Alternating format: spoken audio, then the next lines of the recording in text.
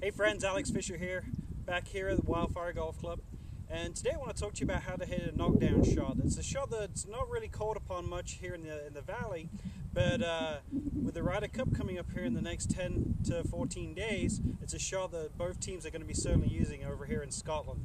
So, real simple. I think the actual setup dictates how you're going to hit the shot, and we can certainly change our ball flight by doing a couple of subtle things. What I'm going to do here first off is actually I'm going to keep the ball in the center of my stance. I'm not going to play it back like a lot of instructors talk about, but as I do that, I'm going to go ahead and tilt my upper body forward like so. Now that my body's tilted forward, what that's going to do is going to really allow me to come down on that descending blow and hit down on the golf ball. What I want to make sure that happens as I come through impact, I've got to keep that handle traveling ahead of the golf club all the way through impact. By doing that, I'm going to keep that ball flight nice and low as well. Just to add a little bit more control to the shot, I'm going to go ahead and choke down a little bit on the grip as well.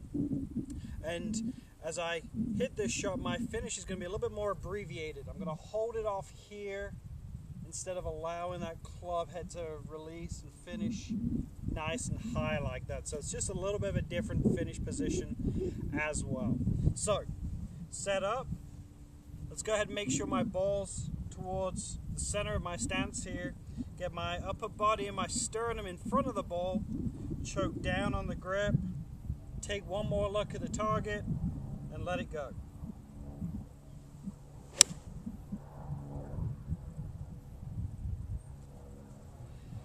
So what I wanted to make sure was that my weight stayed on my left side as I'm coming through impact. My handle passed that golf ball I should say, before I came into impact as well.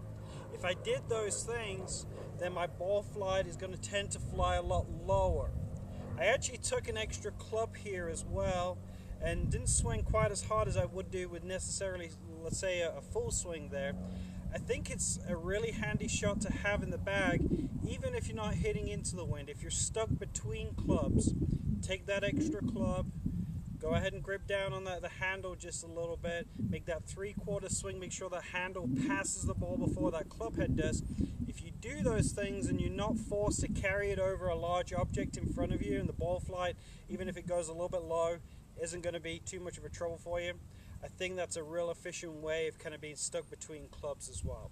So as a quick recap, ball in the center of my stance, I'm going to choke down just a little bit, and I'm going to tilt my upper body to the left. And then as I make this swing coming through impact, I'm going to make sure that that handle passes the golf ball before I get into impact, and I'm going to hold my finish kind of like so.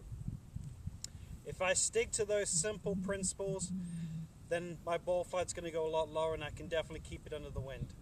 Why don't you try that out and let me know how it goes. Thanks again for checking out this video.